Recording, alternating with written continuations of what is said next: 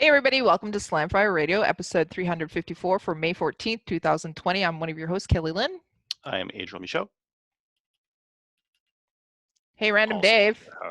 I was muted. And I'm Trying on not mute. to feedback here. And I'm Random Dave, who is muted. Awesome. The world is happier. That you're unmuted, yes. And that you're here. And we're missing Aw. Trevor, though.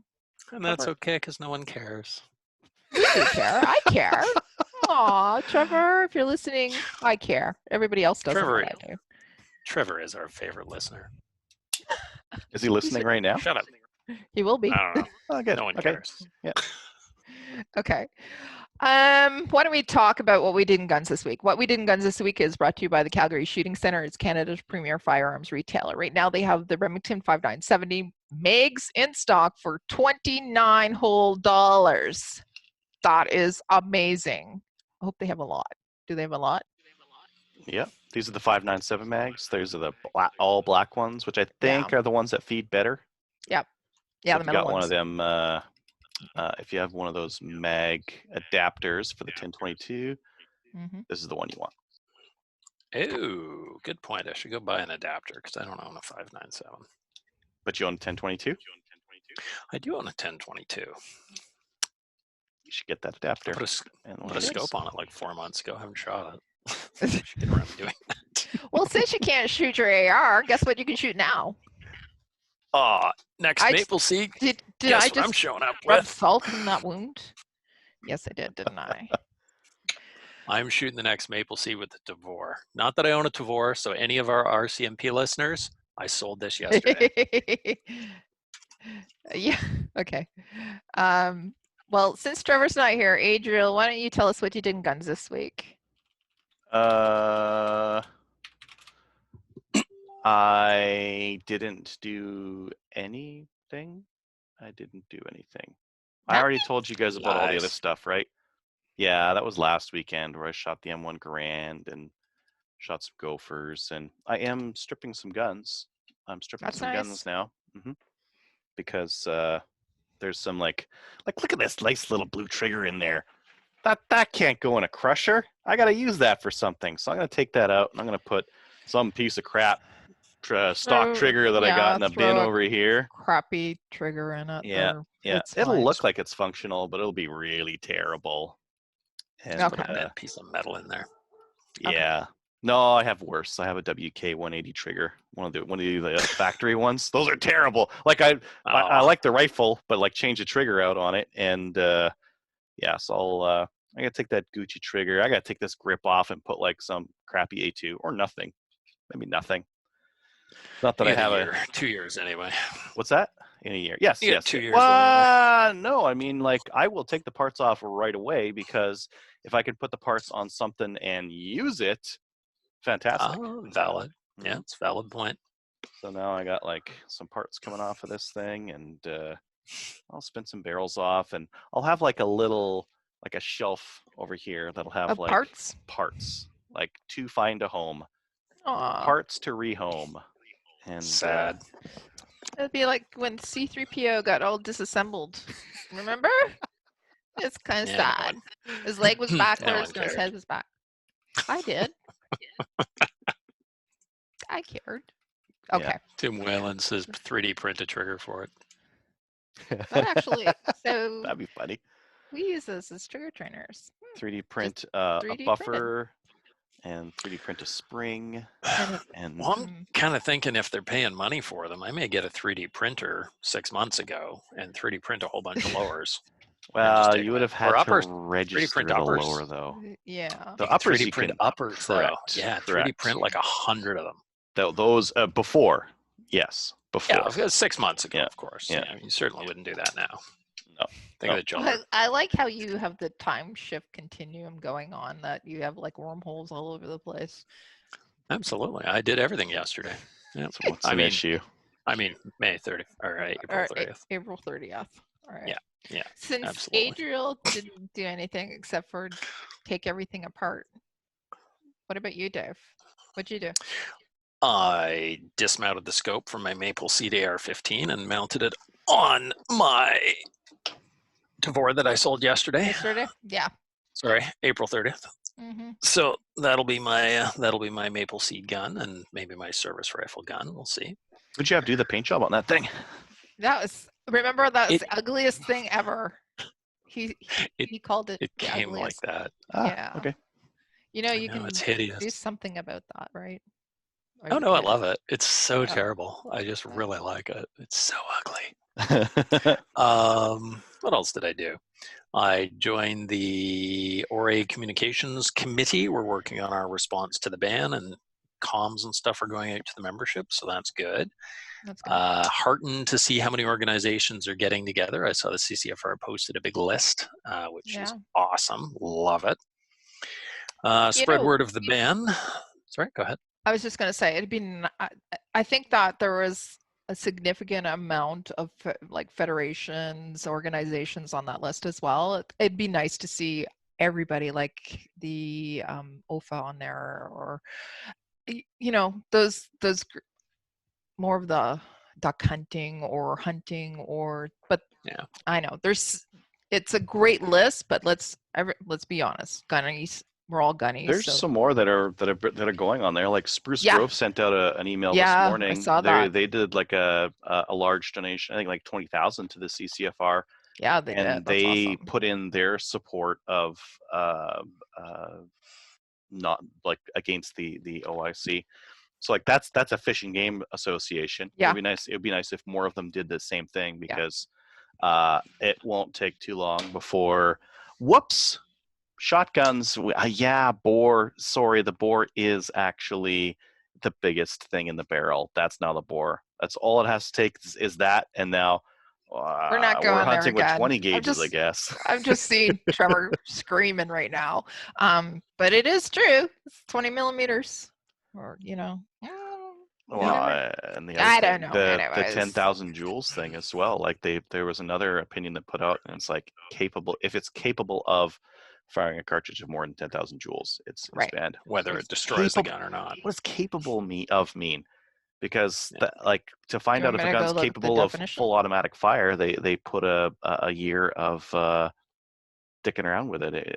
And if you were to follow that 12 gauge from Hell guy on YouTube, he reloads for 12 gauges and he makes like these ridiculous loads on them. He's well over 10,000 joules. That's just. But he's crazy. Yeah. Still capable of, because if capable of is like, well, we perform origami with coat hangers and we stick popsicle sticks in weird spots. It's like, if that is capable of, yeah. So and any of the rounds that are near that, right? Like what was the one, the 375 JTAC? Like, I don't know. I was looking at the rounds for it, and I mean, somebody's probably come up with something that's over 10K. It seems to be just under. I thought they banned anything that ran to 375 JTAC, even though it wasn't even at 10,000 with commercial loadings. Yep. Exactly, but I guess you could put pistol powder in it. There, you're over 10,000. No, I'm saying they banned all the rifles with 375 JTAC, even though it's under the limit. Exactly. They already did that. But what I'm saying is that it's, that's you're capable of, right? Yeah. Okay. Are we done with capable of? We're done with capable of. Okay. So spreading word of the ban, getting people to sign up and join orgs. Join the Conservative Party, which is the first time in my entire life I have ever joined a political party. So thank you, Liberals. You drove me to the Conservatives, whom I'm not a particularly huge fan of, but everybody else is like crazy lefties. So that's closest to maybe saving our hobby. So thanks, everyone else is anti-gun. Oh, not even like maybe they're anti-gun, maybe they would do something. They all have something on their platform that is for gun restrictions, and I think the Liberals one is even the lightest of all of them, because if you look at the NDP's and Greens party positions, they were just as strong or stronger. Yeah. Well, they're all handgun ban. So yep. Yeah. Well, they are. So ruin Canada. Yeah. Anyways, let's move forward. We're not going to vote for them. Anyways. Nope. So I had a target shooter. A friend of mine texted me that his target shooter buddy shoots a 308 RPA quad lock, which is now prohibited. Yeah. So he was sort of a, screw AR-15s, murder weapon, blah, blah, blah. They're never coming after my single shot. Oh, crap. Wait a And minute. he was mentioning that that particular rifle is apparently quite popular in the target shooting communities. So, surprise, guys, you're on our side now. How's it feel? Yeah. Sucks to be you, but haha, lame. Super lame. I think Dave, I think the what you're describing is misery loves company. I think that's what we're saying here. It is. What? I don't like to see anything banned, of course, and it's stupid. The whole thing is absolutely ridiculous, but there is some hilarity in just seeing somebody who's like, AR-15 suck. They'll never, oh crap, my stuff is banned too. Wait, now I care. Oh my goodness, yes. So that's kind of funny. Yeah. And on that note, not really something I've done, but well, I've kind of been nagging people on my timeline and other places. If you're a gun owner and you're talking about the gun ban, please don't be online acting like a complete tool and calling people names and like, you don't know about guns, you're an effing idiot. How about educating people? How about being polite? Yeah. Like, be a good spokesman. Don't be the stereotype. The drunken redneck, blah, blah, blah, be the guy in the suit that shows up to a meeting is like, well, actually, here's the facts, and here's why it doesn't work, and here's how it affects me personally. Go do this, go do that. Here's why it's silly. Just be a good spokesman. I mean, it's fun to say Justin Trudeau's an idiot and yada, yada, yada. You don't get any points. It's super easy, and it's not going to get anybody on your side or educate anybody. So please stop that. You're arguing not to convince the person you're arguing with. Frequently, you're arguing to convince the people who are watching the conversation. Yeah. Like if you talk about like Reddit and Facebook and that kind of thing, 90% of the people just lurk and never comment on anything. They're 10%. The ones that are sitting there with their popcorn and eating the show and watching the show, but it's the people. That's why I've been posting like crazy, but I leave it on there so people can actually see and make decisions for themselves and see that people who are gun owners are articulate, have some great comments and can back things up, and then also I see other people who are reacting to it from an emotional point of view. I have people who are the spectrum and that are friends with me, I haven't unfriended a lot of people recently, but I've unfriended a couple just because I'm just it's been I've unfriended 2. That's it. Oh, I thought you maybe had 2 left. No, that's my last nerve. But I've only had to unfriend 2 because it's just I'm not going to put up with people being abusive towards me or other people. But that's that. But anyways, it's a good idea just to actually talk about it. And again, don't hide. Like, no, people are saying you're not allowed to take photos if you're shooting or anything like that, and not post them on Facebook or social media. Screw that. Post it. Show some women or show some kids shooting, because it's what we do. I'm no longer hiding. Okay, I'm getting off my soapbox, and you can continue, Dave. Sorry. I'm the exact same way. I used to not really tell people what I did, and then I realized this doesn't do a damn bit of good. And that's never worked for any group. Like you look at LGBTQT. 2S, whatever it is these days, groups, like they're not hiding. They're like, screw you, we're in your face, go to hell, we're here, live with it. And that's what works, because again, once you know those people, they're just people. Like, they're not some hidden group that's scary. Surprisingly enough, a lot of them are gunnies too. So, and people are saying that they're not. No, absolutely, total opposite. So just, well, you're gonna get 10% of people in Canada shoot, 5% or something like that have a license. So you're going to have that in every group. I suggest everybody get a license when COVID's all over. Absolutely. Pew pew. Guns are fun. Come shoot guns. We like guns. We do. We want to keep them though. Yeah. Right. Exactly. And have fun with them. Okay. What'd you do, Kelly? Not much. But one thing that I did, I also, first time ever, joined a political party.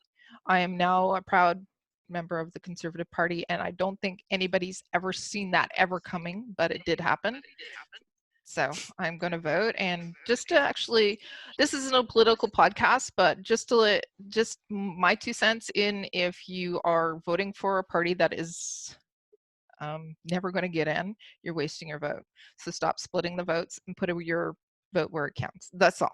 That's all I have to say Vote about strategically. that. Yeah, because guess what? If you think that, like, yeah, don't waste it on somebody who's not going to get in, because we're screwed. If You're talking about specifically the federal conservative leadership race.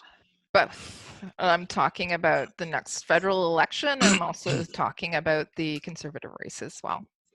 So I was a conservative member party. I am not anymore. I won't be in the future, but I'll vote for them because they will. They're the only party that has a chance of winning that will also absolutely not touch my guns. Who's the most electable person out there? Because I care less about which conservative member has which gun policy. I care more about who's going to beat Justin. Like, to be honest, at this point, none of these guys are. So who has the best chance at beating Justin? It's a 2-horse race, basically. And I don't know if they're necessarily the best choices for us. Actually, I know that. But the two, it's O'Toole and it's McKay. That's a 2-horse race. That's it. Leslie, she doesn't have a chance, really, because 1, she's not well known, and 2, she doesn't have a lot of experience, but she has a great platform. But anyways, that's my 2 cents. Take it for what it's worth. But they both have stated publicly that they will repeal the OIC, but replace it with some common sense legislation with respect to crime and guns, getting them away from criminals and border. Have either of them mentioned reclassification or updating the classification system?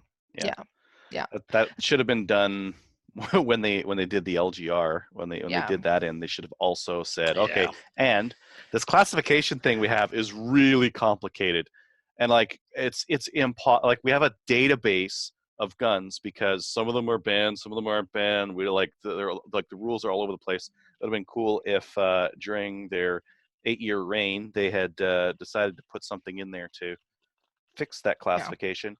Because now it's like, going back and forth on like, 858s and Swiss arms, and now we've got this OIC, and we're going to repeal it and reverse it. It's just a mess. Just put in ridiculous classification language that makes sense. Yeah, and you have to have checks and balances as well. We know that, right?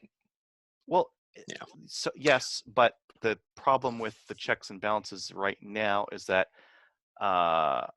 should you allow the RCMP to classify or not? Well, they're not they're a policing body. They shouldn't really be responsible for this. Do you let the legislators do it? Well, they're even dumber. Like the RCMP firearms lab is incompetent. Politicians are more incompetent. Although some of them are gunnies, and I like guys, Bill. But you guys did declare that the Blaze 47 was an AK-47 derivative. Exactly. So can't be that good. The classification system needs to be fixed. Totally. Yeah, we know that. It's a gun. Done. You have a license. It's a gun. Own whatever you want. Like, I'm fine with everybody owning everything right up to artillery, and I'm fine if you own artillery as well. I don't care. So that's not going to get in. Shoot it, that's fine. that has no likelihood of going through. You know what? They could have just done that when they got rid of the LGR, or at least just said a semi-auto is a semi-auto. It's non-restricted. Done. Correct. Like I believe that the simplified classification that they had talked about at one of the conservative conventions was non-restricted, barrel length over 18 inches, OAL X amount, it's non-restricted.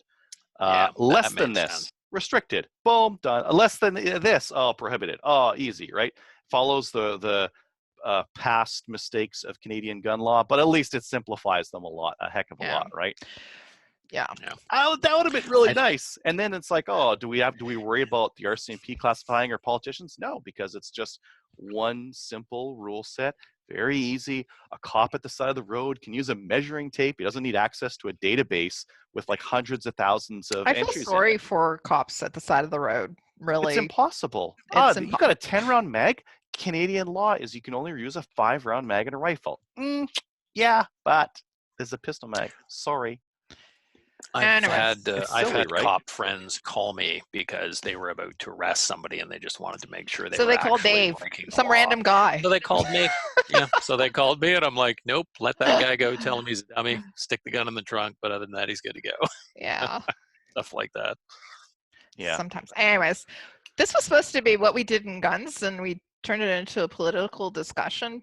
But basically, what we're trying to say is, everybody go join a gun organization, advocacy group, encourage others, join a political group. Oh, and yeah, I'll put it into the show notes for later. But anyways, the good news is that, Ontario is going to be opening up its ranges on Tuesday. Yay! But it's still single people, kind of individual, kind of, until they make the announcement about groupings, gatherings, sizes. So the ranges are open, but how many people can go to the range? So how many people can go to the range? Yeah. I don't know. It's like in your group, it's like we're still doing groupings, right? Five people or less. But like 5 people at the whole range, 5 people per bay. I don't know. Oh. They're supposed to make an announcement on Tuesday about all of that stuff, but so that's coming yet. It's coming. So, anyways, do you guys know that we have a new sponsor? We do, that we keep forgetting to mention. We do have a new sponsor, and it's Telos Alpha. And so I'm going to read a little bit about them. Telos Alpha is a Canadian digital agency that works exclusively in firearms vertical. I don't know what that means, vertical firearms. Anyways, okay. They help them with. They're a digital agency is like an agency that helps companies with digitizing, digital transformation, marketing, advertising, and they work just in the firearms vertical. So they're specialized. Right. So this means they help them with business processes, strategic planning, websites, e-commerce, and battling the stigma the industry carries with banks, merchant processors, and social media. So you mean that? Yeah. Okay. But focus on firearms. Well, I mean, it would be hard, right? Can you run a gun website on Shopify? Shopify is the most popular e-commerce platform in Edmonton. No, you can't. So what do you run it on? Right. So they're actually helping. They're helping with that. Their mission statement is empower and enable our clients to grow, thrive, and access to their maximum contribution in the firearms industry. Underscores everything they do. They are firearms enthusiasts, gunnies, and understand the firearms culture. They hold open webinars to help any firearm business get the edge and succeed, and are involved in the industry at all levels. They're committed to the success and growth of the firearms community, culture, and lifestyle in Canada and the United States. Love it. Yeah, you can actually visit them on both Facebook as well as telosalpha.com to learn more about them. So if you are a business or even a gunny and want to know more about it, go and visit them. I see they worked with Gothic Line Armories. We ran into those guys at the charity shoot in Alberta. Super nice guys. There's a ton of one of the things that, like, there's actually a lot of digital marketing agencies that are anti-gun. Yeah, I know. It is a thing. So and the other thing is that there's so much. Can you run a Google Ads campaign for firearms sales? No, you can't. No. And Facebook, you can't do it as well. But they're actually But you can do organic as long as you're not suggesting that Facebook promotes it. It's like it's dicey. Like there's some rules around doing this, and just a random agency that would try to do this would probably have some pretty substantial missteps as they learned the industry. So like that's like the idea of a agency that's focused on just that would probably carry a lot of vertical knowledge in there. Yeah, great people too, by the way. Money. Fantastic. So check them out. And we just wanted to say thanks for coming on board and sponsoring us as well. So thanks for doing that. Absolutely. Upcoming events. Right now, Canada's still closed down. However, as I said, we're starting to look like we're opening up a little bit. So maybe we'll be populating that soon. Maybe I don't know. RPS in Sherwood Park was talking about potentially getting some stuff going. The 3-gun guys local to me are talking about like scheduling some stuff. 3-gun? You mean 2-gun? 3-gun. And people keep saying that. Whoa, what are you going to do now that 3-gun's toast? It's like, nothing. I have a gun in my safe. I'm good to go. I could go shoot a 3-gun tomorrow if I wanted to. Okay. Well, fine. You can do it, but other people can't. All right. No, other people are screwed. Other people are like, I will need to borrow a rifle or something like that. We actually ran a poll on Chad's 3-gun. It's like, hey, what do you guys have? Do you guys have like an SKS or like what other options do you guys have? Because my God, SKS. It's gonna be fantastic. Because that's what you got. I know. If you've got an AR that's like $3,000 and now you can't use that, and you've like, what's your backup? Is it a 22? Is it an SKS? Is it a WK? Is it an MS? Like what do you got? I know. Yeah. Anyways, if you or your range or anybody that you know, organization, have events that are coming up, you can email them to us at slamfireradio@gmail.com. We can populate it for you, and we can tell our listeners all about it. So why don't we move on to the news? Adriel, what's going on in the news? Oh, hey. You remember when this mass shooting happened in Nova Scotia, and we're like, you know what? There would have been red flags, and someone didn't tell the cops. Yeah. We were wrong. We were so wrong. Someone did tell the cops. Not only were there red flags, they did tell the cops too, and the cops chose not to investigate. We knew that there was actually red flags, though. Shocking. Shocking that somebody does something crazy. Yeah. So specifically, someone had warned the RCMP, hey, I saw the perpetrator beating up his girlfriend multiple times, and I've also seen his illegal firearms. And they said, well, unless the wife charges him or the girlfriend charges him, we can't do anything. And that was that. So they chose not to investigate the illegal firearms. And I speculating, but I really, really wonder if he was buddies with some of the local cops. Just speculating, but it's not. I don't even think it's speculating, because what that lady mentioned is that afterwards he was a lot more aggressive at her and angry at her. I think someone told a small community, 100 people. Yeah. I bet someone told him, hey, so and so was complaining to the cops about you. And it got to the point where they moved. Yeah, they actually moved. Mm-hmm. So we know that there were red flags. Can we do something about it now? But we can do something about it after, or there should be something done about it afterwards. Let's be real. Like, if somebody says this guy has guns and he's not allowed to have them, well, they should be looking into normally that. I mean, and like you have a charter right against unreasonable search and seizure. Reasonable. Now, the reasonable part is the cops go to a judge and they say, hey, neighbor said this person was beating up his girlfriend. He's got some illegal guns there. We would like a search warrant to search the residence for said guns. And the judge would say yes or no. And that would have been cool if they had done that. Oh, yeah. But they didn't do that.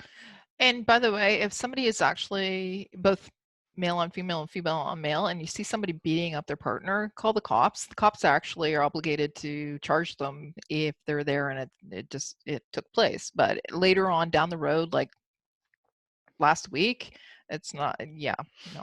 Anyways, just saying. Yeah, I mean, like this kind of follows the thread of people calling for more law when we have law that's not enforced. Like in Justin's announcement about this thing, he was talking about how I like how you call him first name. I'm through with respect, and I will only call him by his first name now. I could call him Blackface if you prefer. No. But he mentioned that this is a misogynistic act, that there's these this guy hated women and whatever. And it's like, in this case, yeah, maybe that was the case. Actually, he clearly had those tendencies. What was done about it? Like, there was clearly some failures in following what should have been done, and that happens with many of these kinds of things. The cops, when they're researching someone for their PAL, when someone applies for their PAL, they're given a couple of references. Frequently, those references aren't called. So, should you increase the amount of time that they can go back in someone's history, or should you call the references and do? You should call the references. Provide the money to actually staff the position so that they can call those references. That's part of it. That's why things are falling through the cracks, right?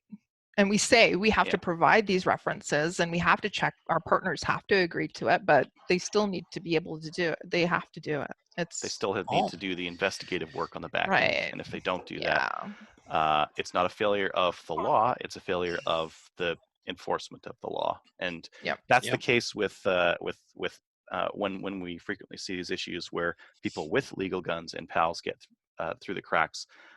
Never mind illegal, where they just drive them across the border. It's like a denturist driving illegal guns across the border. You've got a bigger problem in front of you. Okay. Agreed. Yeah. But what we know is sucks, man. Okay. This next story, I wanted to put it in here because Canada Post recently made a change where if you asked for signature required, which is part of sending a firearm legally in Canada, they weren't actually asking for a signature, and they were just dumping them at people's doors. One of them got stolen. Savage 99 was stolen from a Penticton man's house. He said he did not hear a knock on his door. He was home the whole time, and the gun was gone by the time he went and checked for it. So I've had 2 packages from Canada Post arrive lately, and by the time I got to the door, they were long gone. In one case, I discovered it hours and hours later because I didn't hear them. Yeah, they're supposed to ring the doorbell, and they're usually pretty good about it in my neighborhood. But every once in a while, nope, there's just like a package in between the door. Now, have you guys heard what the blowback of this is? Yeah, I heard. Now, if you want to mail a firearm, Canada Post is like, oh, we don't know what to do. We have this like age verification thing where they have to see a license. So now you have to have that if you want to mail a firearm. You have to do, and guess what? That's not something you can just get by like going down to the post office. You have to do that yourself, and you have to have a small business account to do that. Yes, they want a small business account now to do it as well. Well, why don't they just follow their damn rules? I paid for a signature. Give me a signature. At least if you're going to verify for a signature, take a picture of the person that opened the door. I don't know. Like you look at like Amazon, is like they pull out their phone and like click. I take a picture of the stupid package on your doorstep. Peace. Like do something like that. Don't just like add these ridiculous things on top. Age verification. So okay, we sent it by Canada Post, and the reason is because Canada is such a huge country, and it's the one that is most available in the communities. There's but somebody said to combat this, use FedEx. Here's some of because it's excellent, but the reality is FedEx doesn't service all communities, right? What's their pricing like compared to Canada Post? Their pricing is a little bit more, but at least you get your gun. Right? Yeah. Okay. Valid. So I did have UPS delivered a package today, and they banged on the door, and then the lady backed up 7 feet, 6, 7 feet, just stood there, waited till I opened the door, asked for my name, said, "Have a nice day, bye." Perfect. At least I know I got it. Yeah. Yep. So somebody else just mentioned on our comments feed that UPS did the exact same thing. He said they just left it at the door, and he was lucky that he actually noticed that. Why can't they just ring the doorbell or like bang loudly on the door? That's it. Everyone's at home. Everyone's at home right now. So like unless they want like all this package theft. Yeah. But they should. So if it says signature required, get the goddamn signature. I swore. Well, somebody paid for that as well, right? Like you pay extra for that. So if you're not going to give me the service, then why are you charging me money? I don't know. I don't know if they'll allow you to buy it right now. Anyways. Long story short, that's a mess. Capable of fire. We already talked about that. We discussed capable of. If you want to know more, the CSSA has an article on it. How many times have you heard like people? There's been serious conversations about joules, measuring it, and like anyways. It's enshrined in law now, though. Like they've already used the OIC to ban. So it's more 20 millimeter, and we're talking about it still. Anyway. Mm-hmm. Get out your calipers, measure your joules. Measure your joules and calipers and. I don't know what joules you're measuring with calipers, but I don't want to know. Okay, let's go. Oh, okay. Well, you guys want a neat quote from the FRT on the Stag 10? I'm going to read this out. This is before It said under Canadian law comments, the Stag Arms model Stag 10 firearm does not incorporate mechanical, aesthetic, or other design features that can be traced directly to any particular firearm. It is therefore not considered a variant of any firearm found in the prohibited firearms regulations or the restricted firearms regulations appended to the Criminal Code, Part 3, Section 84. Isn't that neat? Mm-hmm. And yet suddenly it is, and it does. And now it says it's an AR-10 variant. Magic. It's, yeah. Anyways, But we they're saw right. I mean, we've seen a couple of FRT changes since OIC. Yep, there like have the been Cadex. a couple of rifles that are multi-barrel capable. It's Mhm. like, oh, it's a 308, but you could put this other barrel on it, and that's a big bad one. So that's Yeah. prohibited. ban the whole lot. Okay. And that's why I don't understand why when they wrote that prohib list, you ban anything over 10,000 joules. You don't need to say what firearms that is. It's done. What are you doing? And the only thing I can think of is they're just trying to pad their numbers like they did with the AR-15s. Yeah. You don't Well, need to list 950 variants. Just say AR-15 and variants done. I'm pretty sure like the OIC had to name them to ban them, but I'm wrong because since then the RCMP have added firearms to the list based on that OIC. Yep. Based on the language in it. Yeah.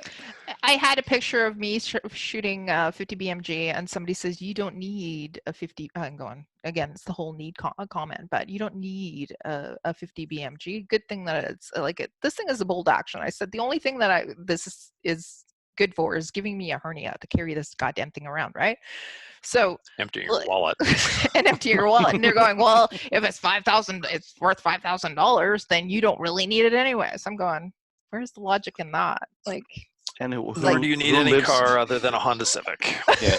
What kind of commie comment? Like, what kind of commies are just going off of need, anyways, right? I'm going. Well, if you need a car, you can use a bicycle. You don't need a house. You can live in concrete row housing that the government provides you.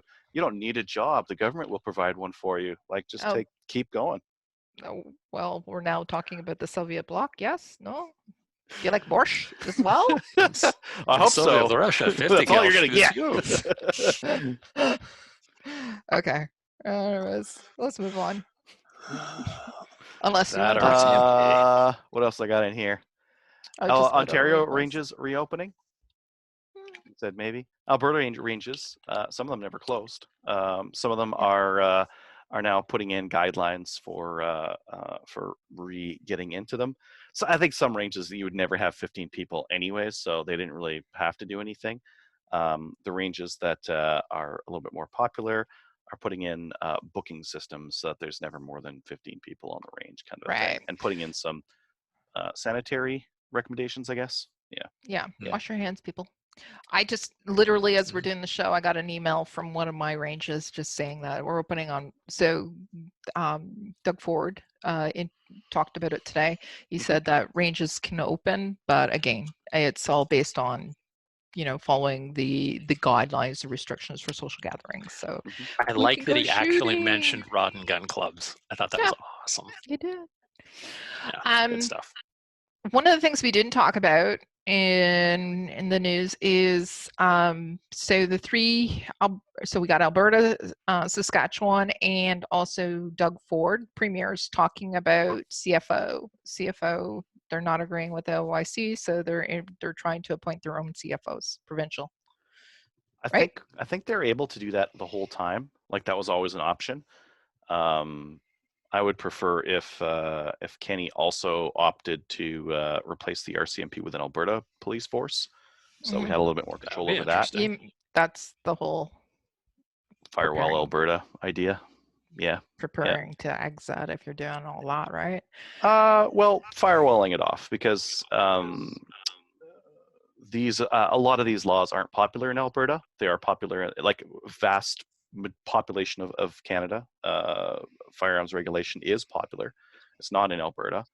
And if we control the enforcement of that, maybe we can do whatever the F we want to.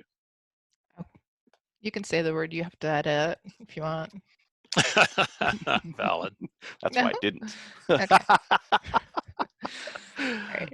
What about this? What about this next thing? The Wapiti Shooters Club. Who put that in there? That's something separate entirely, but Okay, yeah, the let's talk Wapiti about it. Shooters Club is temporarily suspended until they can get their range certifications reviewed by the Oh, CFO. oh, What's up that? I don't okay. know. I don't know what's up with it. I thought I'd put it in there because some people might be members of that range and Yeah, want to know. that's Yeah. okay. What about Dave? You actually sent this to everybody, so it's the Shooting Club Collective. Do you want to talk about this a little bit? Yeah, I got an email forwarded to me from Range Burlington. Okay. We are now part of a shooting club collective, the SCC. Won't let me be and won't let me be, so let me be. A community which shares information, announcements, and other important information about club operations and experiences for the betterment of members and all of the clubs. We're trying to get all of the clubs in Ontario into the collective. Ultimately, we would like to have all clubs in Canada, all clubs Canada-wide join into the group. It won't be easy, but we must try. If you're a member of another club, please ask them to send me an email with a contact email and phone number, and they will get you on your mailing list. If you're interested or your club's interested, you can email president@rangeburlington.ca, president@rangeburlington.ca. Seems like a good idea. I Yeah, like that. so I just had a question about it. Maybe I can direct it towards the president at the Range Burlington, but I'm just wondering what's the planning for this? Is it to like, what's the planning? Do you know anything about it, or just I don't. I emailed them. the I haven't heard purpose? back from them. Okay, I'm going to see if I can get them on the show. perfect, awesome. Cool. Yeah. Okay, and that's Intent. it, I think, right? I got Nobody. to call out one comment Doug mentioned in our Okay. comments here. Capable of a signature. Yeah. Oh, love it. Fully automatic. All Is it right. capable of a signature? It should be fine.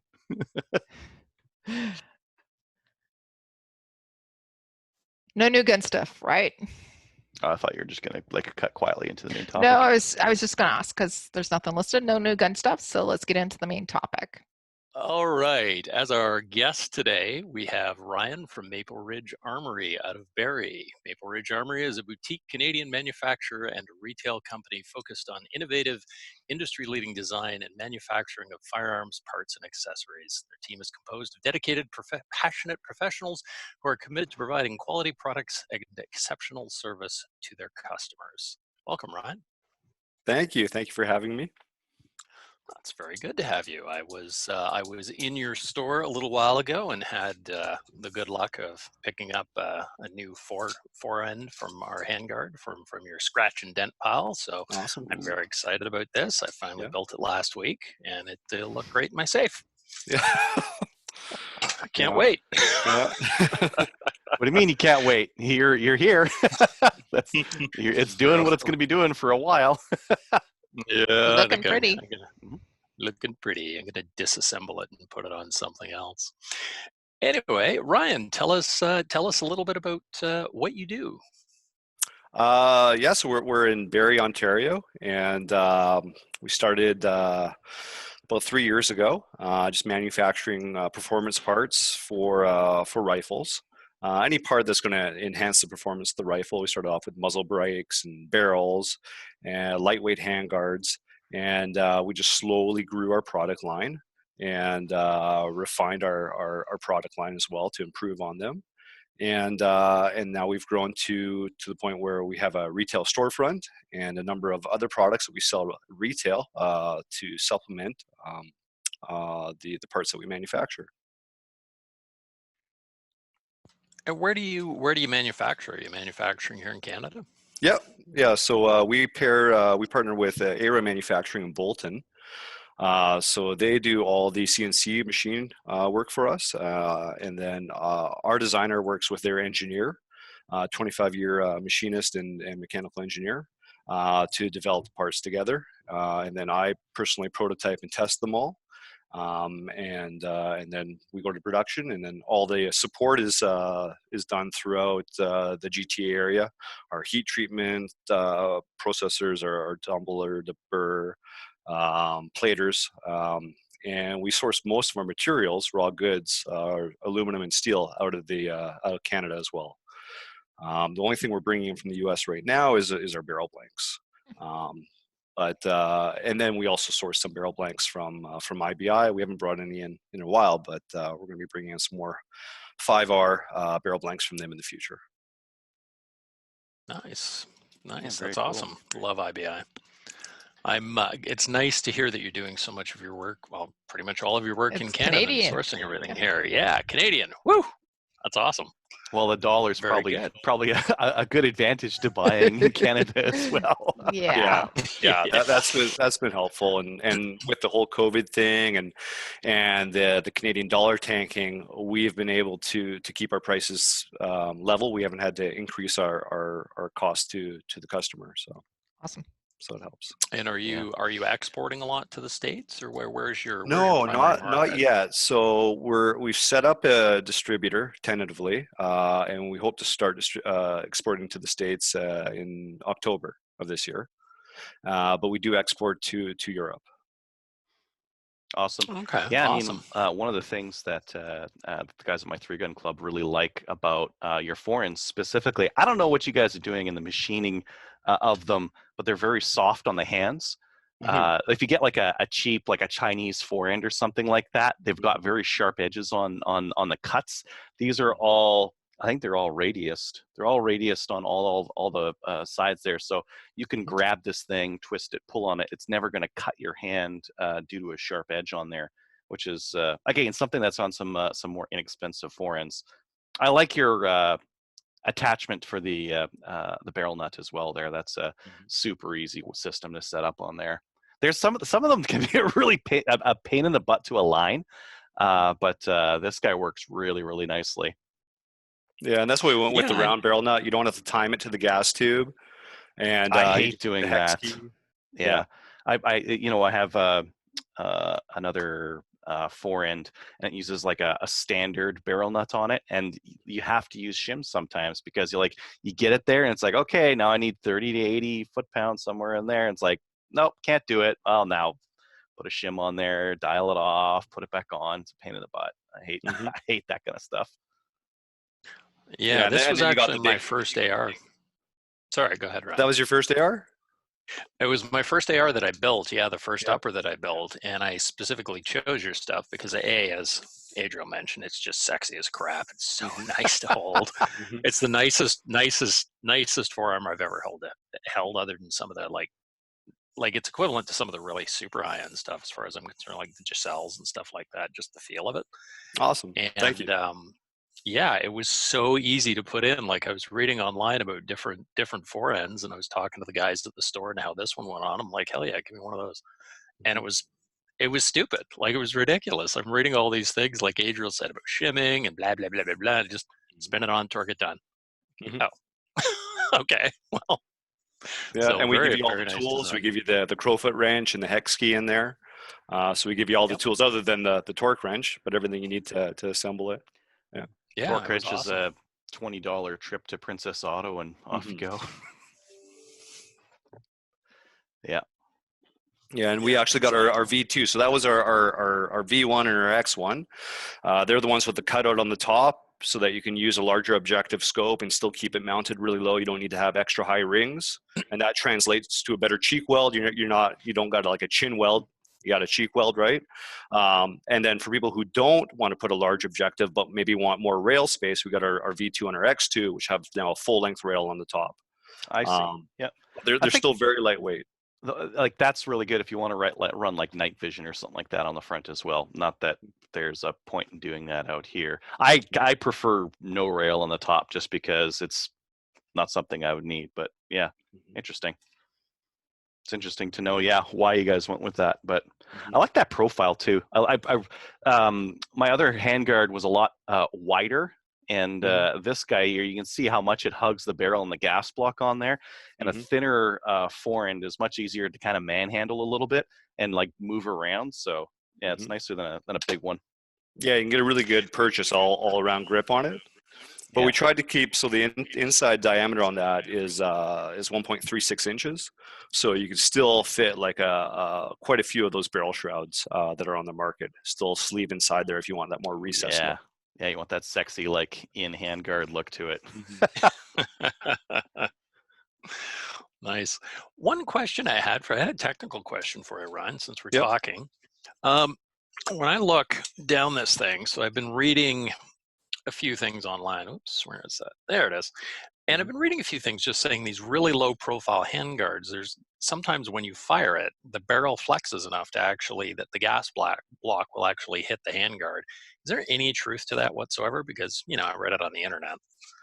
That would make sense theoretically, because you do have harmonics. The barrel does move when you fire it. I don't know the degree to which it does move, and we haven't had any complaints with that regard, right? And our guns are really accurate. The ones that we've shot ourselves, the shooters that we sponsor, they all say they're very accurate. So I don't think, even if it is hitting, I don't think it's having any measurable effect on the performance of the rifle. I would think you would see wear on either the gas block or the inside of the forend if it was doing that. Mm-hmm. Yeah, that's what I thought too. But I don't know. It's hard to tell when you read on the internet, right? It's yeah. And I haven't seen any damage, and some of our guns we've sent thousands and thousands of rounds through them. Right, awesome. Good to know. Yeah. Anybody else have any questions around the store? What are you doing? Like, so this whole OIC ban thing came in. What do you guys do a substantial amount of work with AR-15s and AR-10 platforms. Yeah. What are you guys doing as a response to all of this? This is like a pretty drastic change for you guys, right? Yeah, well, there's still some platforms that take our parts. There's a lot of cross compatibility with our parts. I thought this might be coming down. So 6 months ago, we stood up the retail store. We sort of diversified our product line, because had this happened 6 months ago, that would have been the end of the company. So I tried to shelter us from this eventuality, and we've also developed a couple of rifles that we're going to be releasing. We have our straight pull 223 rifle. It's in production right now. It's done final prototyping, and so we are going to go to market probably mid-June, end of June with that. Okay, awesome. So that would be like, nice. Take all this, since it's straight pull. Mm-hmm. This is a 16-inch barrel. I can't put this on a semi-auto, but I could put it on a straight pull. Absolutely, yeah. Yeah. So I just take all the stuff off of this guy here. Wait until the summer, and then I can bolt it all on what you're making. Mm-hmm. Yeah. Yep. Yeah, this is all really nice thing. The BCG, so the carrier and the charging system for the carrier, it's all proprietary to the upper and lower receiver set. But other than the upper and the lower and the carrier, everything else is cross compatible. Yeah. Nice. I don't have any fancy like charger or BCG or anything like that on here, so I'm fine with that. So when do you expect sales, retail sales? Mid to end of June next month. Okay. Wow. And projections on other calibers that are. Oh yeah, so we'll do the 223, the 6.5 Grendel, the 300 Blackout, 7.62 by 3.9. Those are all coming out right away. We're going to have barrels to support that. Plus, the receiver set will accept all standard AR type barrels. And then later on this year, probably late fall, early winter, we'll be doing the 308 size platform. Okay, that's fantastic, because there's not really an alternative on the 308s right now. Anyone who has like Stag 10 or Matrix or something like that, they've just got a bunch of parts that, if they got really nice parts, are just sitting there. Yeah. You don't know what the RCMP is going to offer for a buyback. I don't imagine like aftermarket accessories are going to be valued as high as they should be. So I would like to take mine and put them on something else and continue to use them. So we have a listener that is asking for MSRP. We don't know yet. Don't know yet. Okay. Don't know yet. Over 1,500, under 2,000 for the complete rifle. Okay. Receiver sets, we don't know yet. Okay. Yeah, cool. And again, most of it made in Canada. Yeah, it's all made here. Yep. Yeah. Other than like the dust cover or the gas tube, we don't make those. We import those. But yeah, 95% of it's made here in Ontario. Dave wants to know if it's available in pretty colors. Any color you want. As long as it's black. Rainbow. Yeah. Henry Ford. There is such a thing as Cerakoting. And I'll give a shout out to Red Tower Armory. They do all of our Cerakote. So anything they can do, we can have it done. Okay. Oh, Dave's just following some instruction there. Okay. I stepped away for a minute. Can you just so did we talk about the so with the OIC, what your thoughts are on it being a little bit more open-ended for the FRTs? So the RCMP adding to it with anything that's coming up new within the FRT. Mm-hmm. So submissions, I don't know if we talked about it, I just stepped away for a minute. So I wanted to get your input on that if we hadn't already. The way I read it is they've left it open to include new things by OIC. Yeah. So we do run the risk of that. But I think the spirit of their law is they're going after semi-automatics or firearms that produce more than 10,000 joules. Yeah. This straight pull, for example, doesn't fall within any of those, and it's absolutely impossible to turn it into semi-automatic. We built it purposefully so that it could not be converted into semi-automatic without some serious re-engineering and machining. So I don't think any of the straight pull designs that are going to come out will be affected.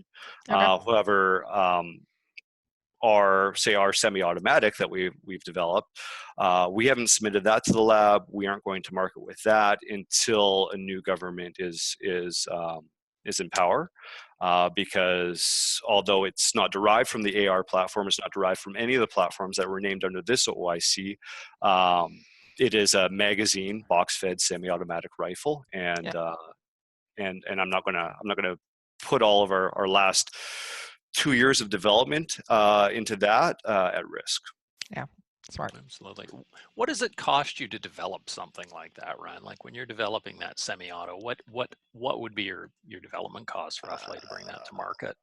Lots of blood, sweat, and tears. I haven't. It's a lot of work, and I haven't quantified it. I haven't monetized. Like I have no idea the monetary value. But I mean, our that semi-automatic. I'd say it's about 2 years in development for that, just because and I count the development, all the composite parts, the development of our glide bolt carrier group, the development of our V1 handguards, the development of our rock solid brakes. I count all the development of all those parts towards the development of this complete rifle. Now, the development of the our non-restricted semi-automatic receiver set, that's been maybe 6 months of design, prototype testing for that particular component, right? Okay. Interesting. Yeah, so then once you actually bring that to development, if they ended up banning it, that's a crap ton of money. Money and time, and it's performed exceptionally well. And I'm not just saying that because it's mine. Like I had a box full of magazines. We had like every magazine we could find. We ran them all. They all ran perfectly. We dropped like 9 different triggers in there. They all performed excellent. So we tried to use all these different aftermarket parts that the customer might end up putting in the platform to make sure it's going to work with everything. So there's been a lot of time and effort put into it, and I'm just not going to risk that, until we get a new government. Yeah, absolutely. Now, if you do end up opening your export markets into the States, would it be worth manufacturing it and getting it exported down there? Yeah, possibly. I'm not so sure. I mean, the U.S. is pretty saturated in terms of AR-15 production, and that's the most popular platform. I'm not sure how ours would stack up against the AR-15. I mean, it's specific for the Canadian market because the receiver set is proprietary to one another. You cannot fit an AR receiver onto them, and although they look somewhat similar, but that's the benefit for the Canadian market. As for, say, the U.S. market, I'm not sure there's any big benefit. Gotcha. Yeah, that makes sense. Most of the guys I know down there shooting a black rifler as you're shooting AR-15s or AKs. Yeah, right. So, but we're going to sell all of our performance parts down there. Now, for the straight pull, we've got dealers in the UK, Australia, and New Zealand who are interested in the straight pull for obvious reasons, right? Yeah, Yeah, they're in the same boat we are, or we're in the same boat they are. Vice versa.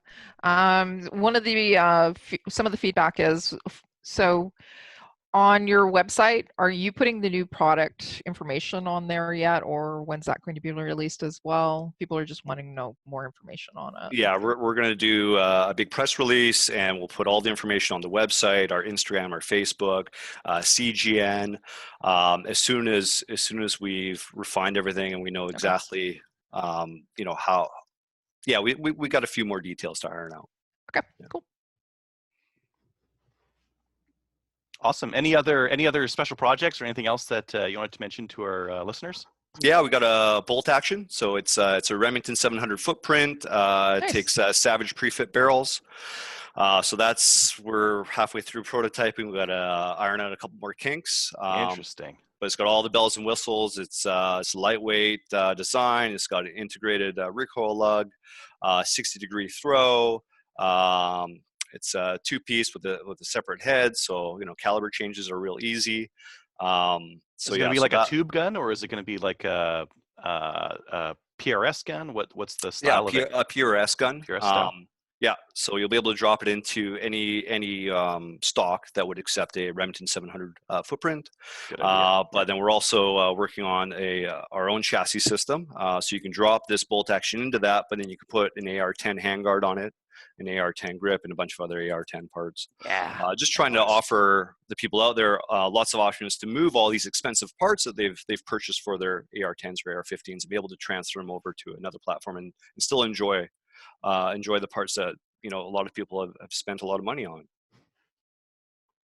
Yeah, exactly. And I think sense. that you make them. Yeah, I mean, some of these parts are really good quality. Like some of the triggers that we've got are really nice. Some of the barrels are really great. The forends, and it's yeah, we should be using them on whatever next thing we put them on.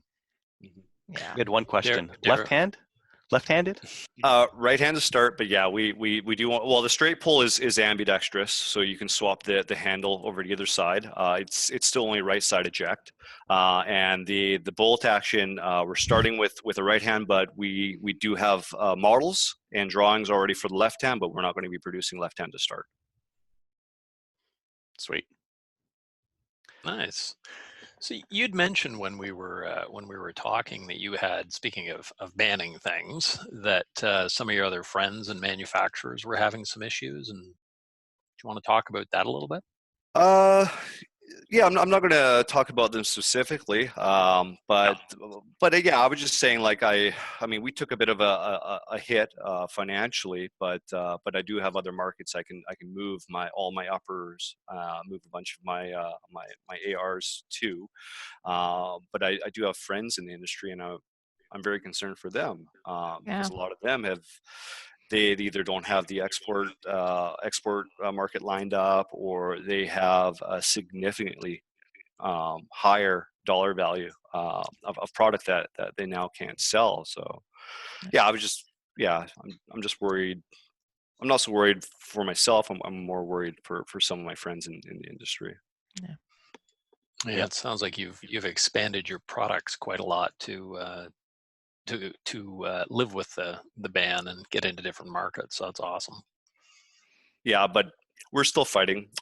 So we're looking at the different. There's several different legal teams that are being assembled right now to put different challenges forward. So we're sort of reviewing all those and trying to figure out which ones we're going to throw our weight behind.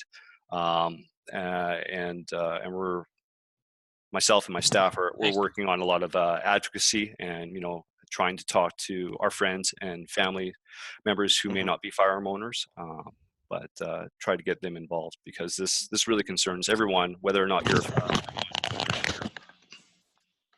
Awesome. I will be right back. All right. So Ryan, you were talking about some of the legal challenges that so SAAA is the one for the industry partners. That's right. Yeah. Any word on them? I can't speak to what they're doing specifically. Yeah. Yeah. But they are doing something. Perfect. That's yeah. awesome. Yeah. I think that we all have to agree that, you know, we all should be doing something about it because it's going to affect everybody. This isn't Well, just I mean, this even in the this last isn't the week first thing. here, Yeah.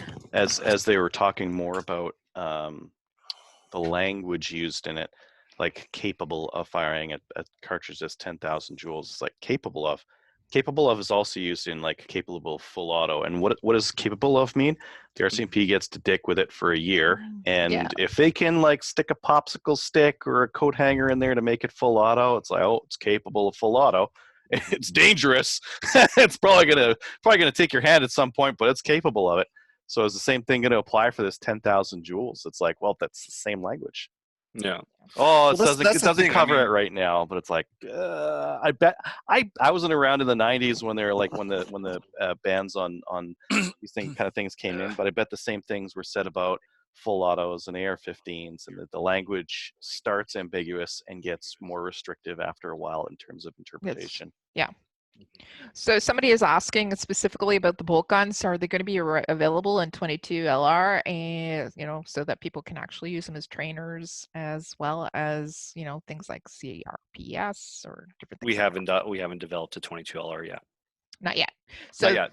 not yet. So is that speaking for, yeah, we are looking at it down the line? Absolutely. Yep. Okay.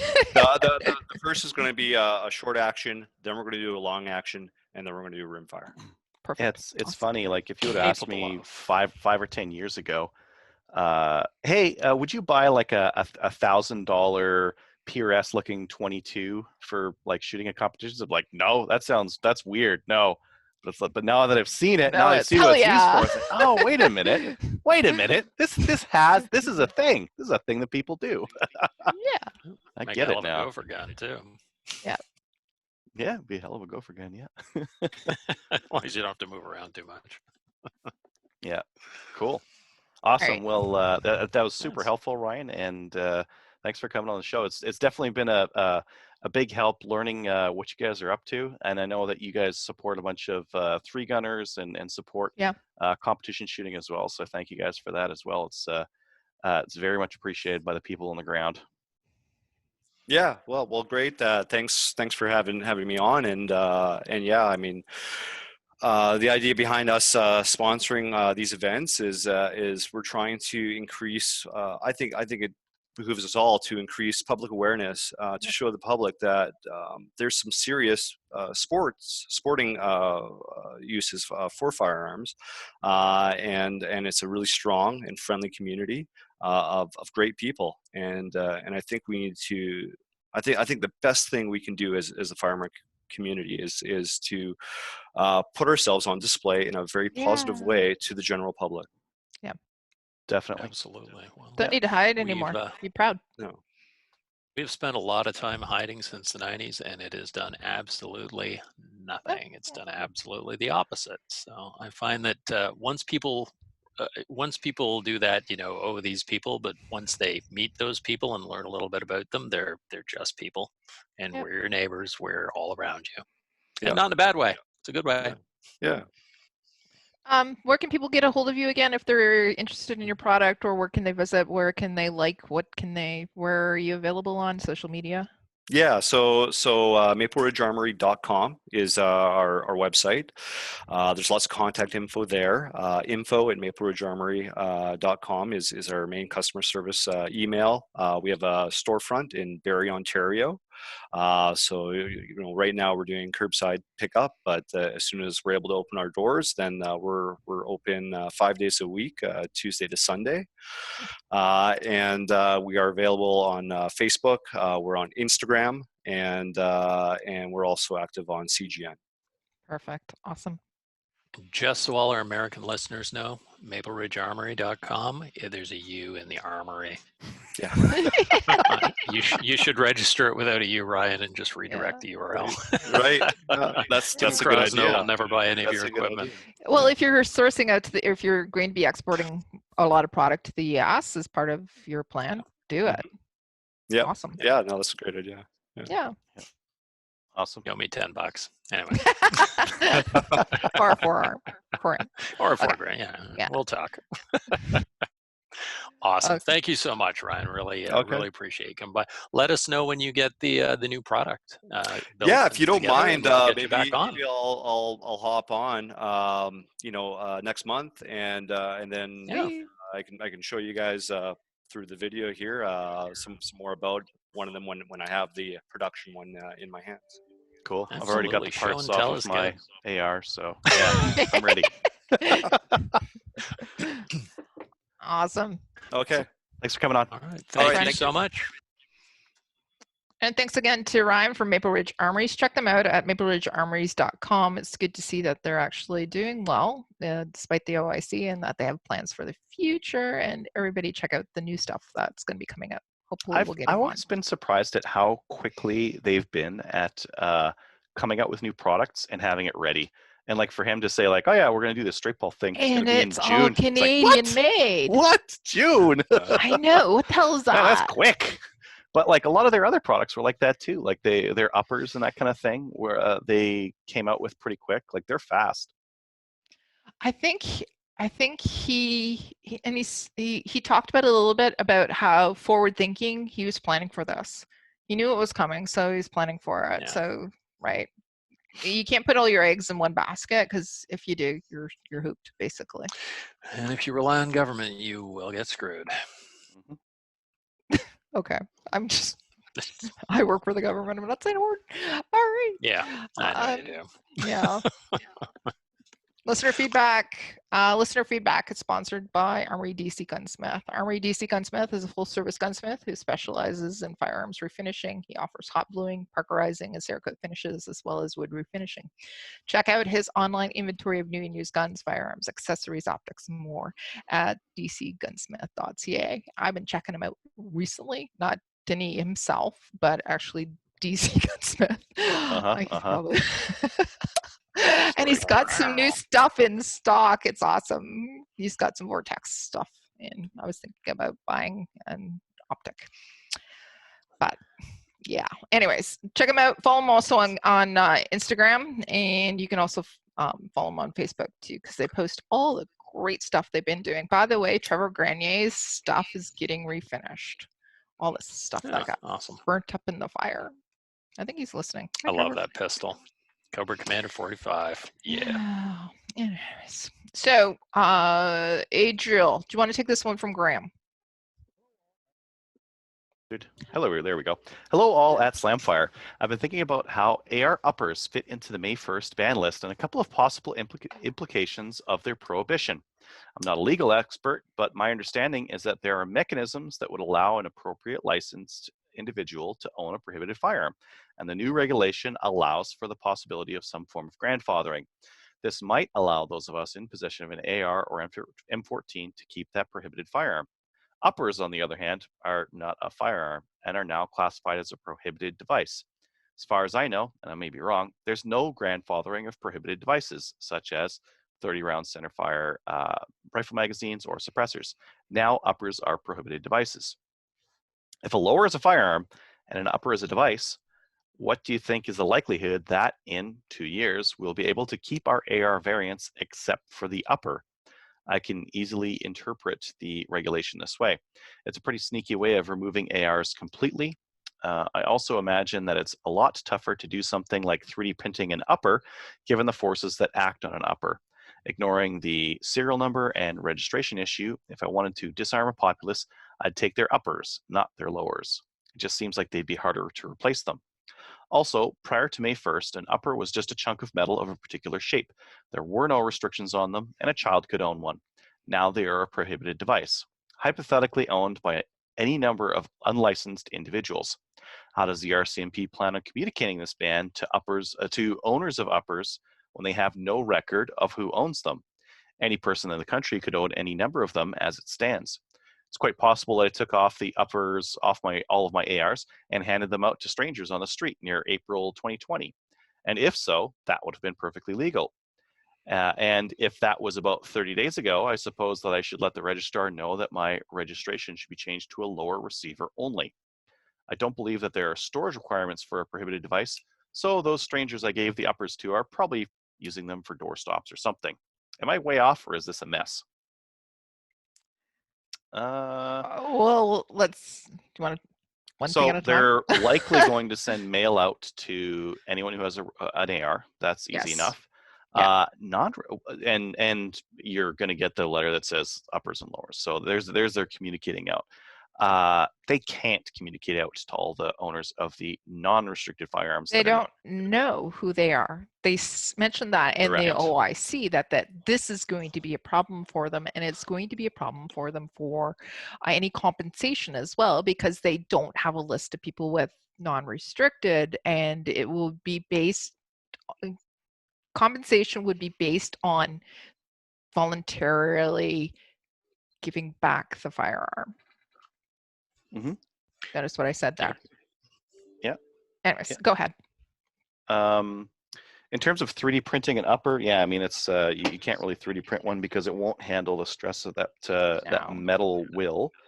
But there's not really a lot of stress in the upper either. Like the stress on an upper is the bolt locks into the barrel extension. There's stress there. There's stress on the latch. Other than that, like, this is just a tube to hold a BCG. And there's more stress in the buffer tube. The buffer tube has got a lot of stress in there. Like, you have to, even with the plastic lowers, you have to use a metal buffer tube with them. I haven't seen any that use a plastic one. Yeah, you just need something to hang on to that. Yeah, you could print rails. Yeah. Just like they do in some of the polymer pistols where you have metal rails that the slide rides on. You could do that. Or you could just get a metal mill, because honestly, those uppers are not very complicated. I'm pretty sure the ATI Omni hybrid is almost all plastic, and it just uses metal inserts in some of the different places. So the trigger on that thing's plastic. The lower's plastic, the upper's plastic with metal bits here and there. You would need metal to put your barrel nut on to interface with the upper, for example. Yeah. Anyways, we've also seen it, like the M&P 1522 is mostly plastic, right? And it's also on the prohibit list now too, by the way. So gotta prohibit those military grade assault weapon 22 LRs. Yeah. Yep. Okay. Dave's gonna pull his out. There you go. Yeah. Yep. I was gonna go give it to some terrorists because they were interested in it, but hey, now it's prohibited, so I can't. Shucks. It's rough. Anyways. Okay. Please note, for the RCMP listeners, I'm not serious. Show is for entertainment purposes only. We are. Yes. Don't give guns to terrorists, in case that wasn't clear. I'm pretty sure you agreed not to in your PAL exam somewhere. Pretty sure it was in there, yeah. If Kim Jong-un comes knocking, say no. I thought he was dead. No. Apparently not. Oh, no. Okay. Came back. No, he showed it. It's like Weekend at Bernie's. Just trotting them out. Everything's fine, kids. Death to America. Apparently his sister is even worse than he was. Okay. Did we fire? She adds the cute in execution, apparently. I agree. Okay. Did we talk about everything? Yes, I think so. Quite possibly it's the uppers. Okay. I think we've talked about everything. All right. Am I way off, or is this a mess? No, it was very actually not a mess. We made it a mess though. Okay. Dave, why don't you read, give us a little of Edmund's update here. We talked about it a little bit already, but can you give us, can you read Edmund's? Absolutely. Hi guys and gal. That's you, Kelly. After reading this article, I couldn't believe how the Nova Scotia mass murder wasn't stopped years ago. There were multiple credible reports of illegal firearms owned by the killer, plus reports of domestic assault. yet nothing was done to investigate him. Another article reported he had a prior assault conviction way back in 2002 for punching a 15-year-old boy in the back of the head. Combine that information with these new allegations from 2013, and I just can't see how he wasn't taken down. No new firearms ban will stop evil psychos like this denturist. Law enforcement could have intervened with the current laws, but failed to do so. Another interesting take from the article is the mass murderer knew who reported on him about beating his girlfriend and started stalking them. I have to wonder if the RCMP didn't want to investigate them. Why would they legally file a complaint against him? Edmund. Mm-hmm. Yeah, so we had already talked about this a little bit. One of the things that I actually heard was that, and this is just what I heard, was he applied to become an RCMP officer and was turned down. That might be one of the reasons for his fixation too. I don't know. Anyways, so we talked about this a little earlier. That's it. Yep. So if you'd like to email the show, email us at slamfireradio@gmail.com. We'll read your emails and we'll also, talk about it a little bit, Anyways, we don't have any podcast reviews, so if you do listen to us on various apps, just drop us a little love and we'll read it. But not only that, it allows us to get noticed a little bit more, and I like to be noticed. All right, okay. Notice me, witness me, witness me. It's all about Kelly, the Kelly Show. It's not the Kelly Show. All right. Patreon supporters. We don't have any new patronies this week, but thank you to everybody who recently signed up for it. And Adriel, did you get anything out recently? No. Okay. I will. He's been so busy. Go back and listen to what we did in Guns this week. We had 0. I've been very busy playing video games. I'd like you to know. Yes. Okay. So, yeah. Anyways, thank you for supporting our show. If you'd like to also support our show, you can go to our website, go to the Cabela's link, click on that. If you're shopping at Cabela's, anyways, go to our link and support us because they'll throw us a little bit of kickback as well. Okay. Shout outs. Adriel. Oh yeah, just to those gutting around guys. They had Mr. O'Toole on their show. That was super cool. Yeah. Yeah, that was great. So they had some other politician on there recently here, but yeah, they've been having some really good guests on lately. Well, yeah, they're good guys too. Like, really, Sean and M14 Medic. Rooster. Who's John? I don't know if he wants us to give his real name and Rooster. They're really good guys. Not M14 Medic anymore. Now he's just Medic. Medic. Okay. Yeah. Dave, what about you? Do you got a shout out? A few of my friends that I see are listening tonight. So hello to Cheryl, one of my American friends. Hello to Ryan, and hello to Alex. Hi, everybody. And hello, Sean, who just joined. I'm enjoying the Tavor, which I sold a month ago. Thanks. All right, and I'd just like to say hi to everybody, especially our listeners who keep sending in comments, emails, as well as events and different things. Because of you guys, we can have a great show. So thanks for doing that. And Trevor, thanks for being a great listener. Okay. Our favorite listener. Our favorite listener. Mm-hmm. All right. Everybody, why don't you go out and join a National Firearms Association? We really recommend that you join the CCFR, send them a donation. You can join the other organizations as well, support them because they're right now trying to fight for us. Check us out on Gun Owners of Canada. It is one of the best forums out there. FYI, don't listen to Trevor from last week. We're having a lot of hits and a lot of people commenting on our posts there recently, even new people. Okay, like us on Facebook. We're at 2,473, which is beating the crap out of those orphanages. And yes, yeah, and again, we recommend that you go out and talk to your city councilors now before they start to introduce the handgun bans, because there's going to be municipal governments that are looking to do that. So be proactive, people. That's it. And your city councilor is not beholden to a political party. They might actually not just send you a form letter that just gives you the party line. They might actually listen to you. Right. Be respectful. Yeah. Be polite. Don't be the stereotype. If and you go call them out Or a on tie. your crap if they are, because they actually do work for you. Yep. All right, that's it. Everybody have a good night. See you soon. Maybe we'll put out new Bye, content everybody. soon. COVID Soonish. ish. Isn't this new content? We're talking More. about extra content. Aren't we new already? Aren't we content. doing? Oh, okay. Pandemic. Okay. Mm-hmm. All right. Pandemic content. Okay, night. Everyone. Bye, everybody.